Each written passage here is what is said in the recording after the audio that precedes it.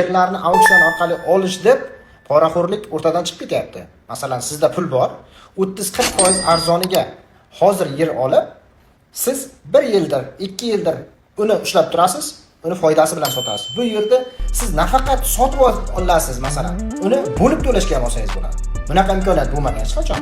Masalan, pulingiz bor, boshlang'ich to'loviga pulingiz bor 15%, qolganini bo'lib to'lashingiz ham mumkin. Bunaqa imkoniyatlar ham bor. Auksion qoidalarini bilmaslik bu sizni katta jarimalarga tiqib qo'yishi mumkin-da. Masalan, yer oldingiz, qancha soliq to'lanishini bilmaysiz. Men tahlilchiman, shuni sizga aytyapman.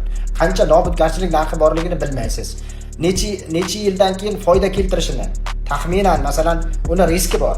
Foyda keltirishi aniq, lekin zararga kirib ketmasligingiz mumkinligi haqida ham o'ylab ko'rishingiz kerak. Masalan, auksion orqali yer yutdim, bo'ldi, men ketdim, endi boyib ketdim degani emas. Uni oldindan ko'ra bilishingiz kerak. Hamma tomonlama qanaqa qatnashish kerak auksionga, qanaqa tartib qoidasi, to'lovlar qanday qilinadi, hammasi bo'yicha men 2 kunlik dars o'tmoqchiman. Bu darsim unchalik qimmat bo'lmaydi. Hammasini bosqichma-bosqich sizlarga o'rgataman.